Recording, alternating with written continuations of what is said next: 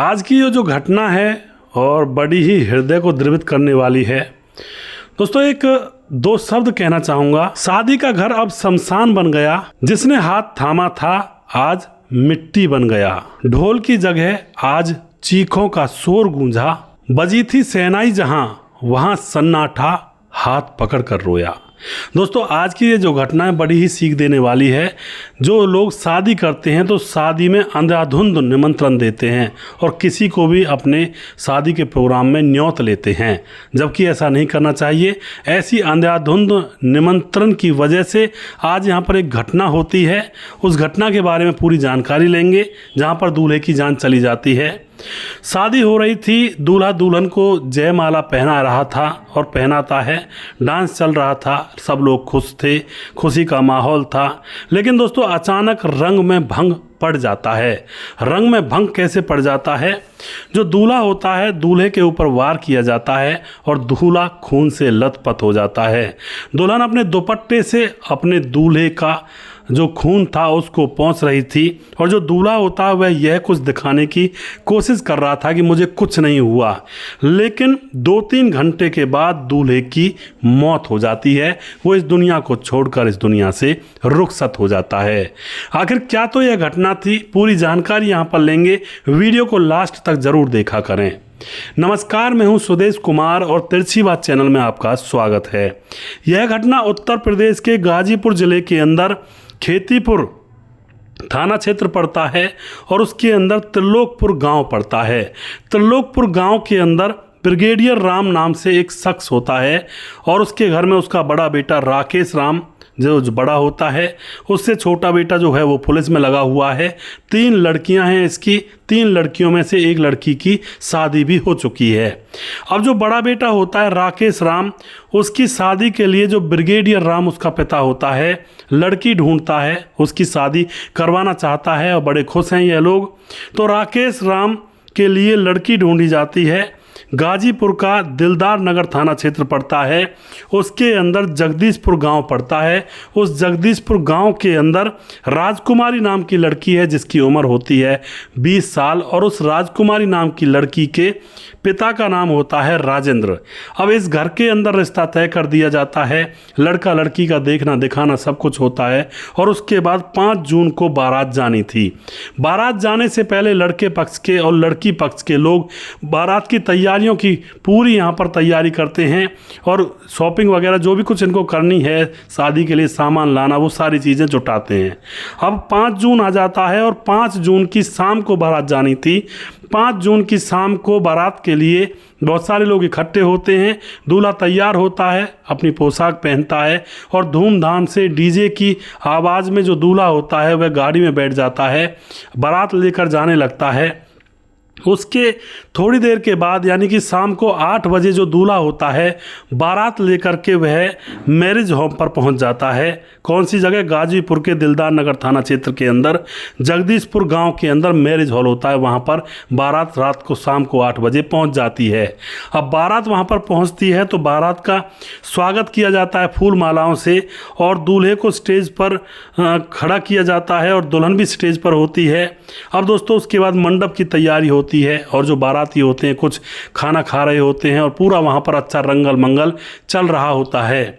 अब यहाँ पर जयमाला होती है, मंडप तैयार किया जाता है और जब जयमाला हो जाती है तो अब डीजे बज रहा था वहाँ पर। अब जो दूल्हा होता है वह स्टेज पर खड़ा हुआ था, तभी अचानक डीजे की तरफ उसकी नज़र जाती है क्योंकि डीजे पर जहाँ गाना बज रहा था वहाँ पर कुछ शोर शराबा उसे सुनाई देता है। तो उसकी नज़र जैसे ही डीजे पर जाती है तो वहाँ पर उसके पिता को कुछ दबंग लोग पीट रहे थे। अब दूल्हे लड़के से रहा नहीं जाता है और उसके बाद जो दूल्हा होता है एकदम से स्टेज से नीचे उतर करके और उस भीड़ की तरफ भागता है जहाँ पर डीजे बज रहा था, लोग नाच रहे थे। उस डीजे की भीड़ में उस लड़की पक्ष के गांव के कुछ दबंग टाइप के लोगों को लड़की वाले ने निमंत्रित किया हुआ था। वह दबंग टाइप के लोगों के हाथों में बंदूकें थी, देसी कट्टे थे। अब दोस्तों वह अब दूल्हे के पिता को पीट रहे थे, दूल्हे से रोका नहीं जाता और वहाँ पर पहुँच जाता है। पिता को बचाने में अब जो वह दबंग टाइप के लोग थे लड़की पक्ष की गांव के, वह दूल्हे के सर में देसी कट्टे का जो बैक होता है देसी कट्टे की जो मूठ होती है, मतलब एक तरह से जो नीचे की तरफ होता है, उसको उसके सर में मार देते हैं और उससे दूल्हे के सर में से खून बहने लगता है। अब दूल्हे के सर में से खून बह रहा था, पूरी तरफ हड़कंप मच जाता है कि भाई दूल्हे को तो चोट लग गई, अब क्या करें। जो दुल्हन होती है वह स्टेज से दौड़ कर आती है और अपने दूल्हे के सर को अपनी चुन्नी से पोंछने लगती है, उसके खून को साफ करने लगती है। लेकिन दूल्हा ये कहता है कि कुछ नहीं हुआ मुझे, कोई बात नहीं है, क्योंकि उस समय जो दूल्हा था उसका सर सुन्न हो चुका था, उसको ये पता नहीं था कि उसका खून बहुत ज़्यादा बह रहा होता है। अब जब दूल्हे के सर में वो बंदूक को मारा जाता है उल्टी साइड से, तो उसका खून बहने लगता है और उसके बाद जब चारों तरफ अफरा तफरी का माहौल मच जाता है, तो वो जो दबंग टाइप के लोग थे वह तो वहाँ से फरार हो जाते हैं और बाकी लोग जो बारात में गए हुए थे दूल्हे को तुरंत उठाते हैं और सरकारी हॉस्पिटल में उसको एडमिट करवाया जाता है। लेकिन दोस्तों बदकिस्मती की बात थी, ज़्यादा खून बहने की वजह से 2-3 घंटे बाद उसकी मृत्यु हो जाती है, डॉक्टर भी उसको नहीं बचा पाते हैं।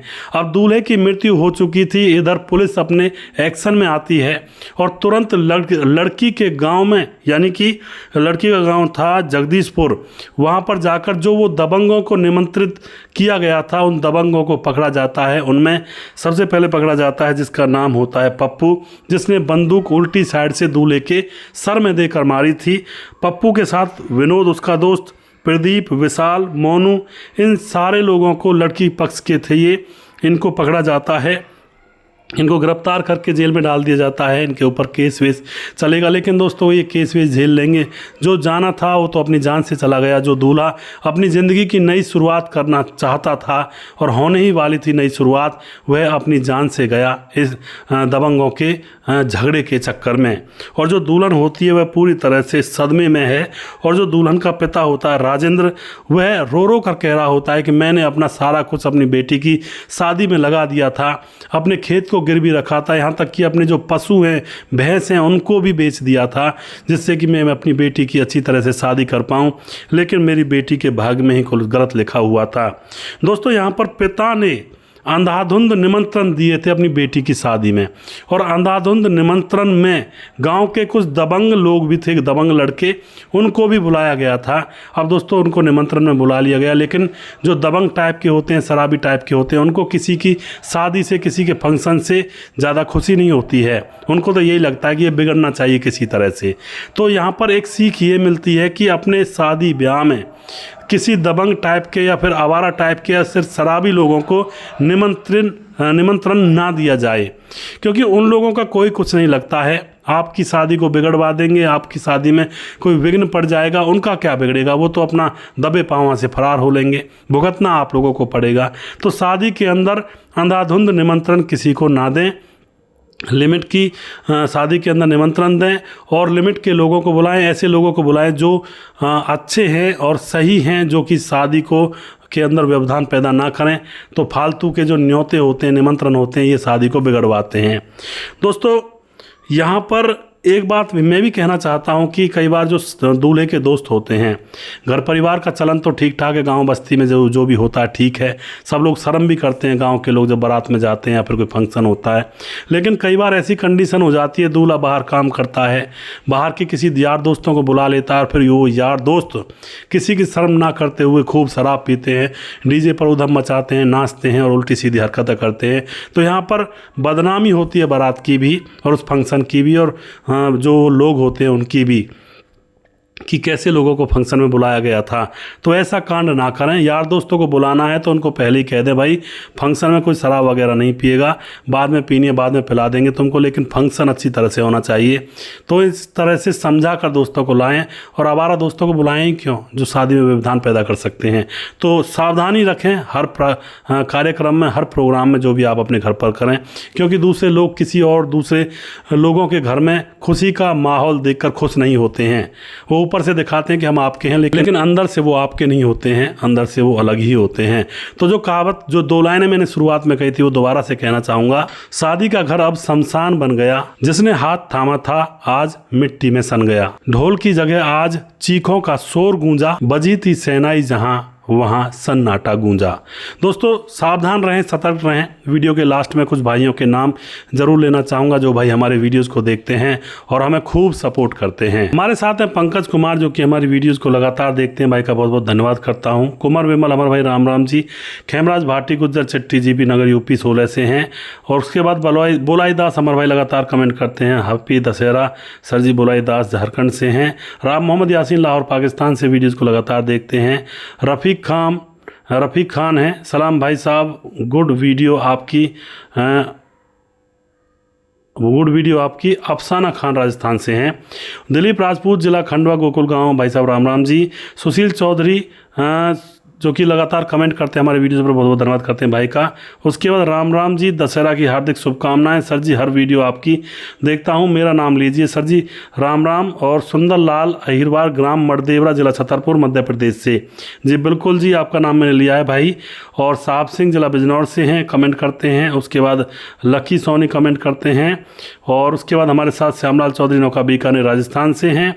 अतुल ऑफिशियल कमेंट करते हैं। और उसके बाद हमारे साथ मोहम्मद कलमुद्दीन कमेंट करते हैं।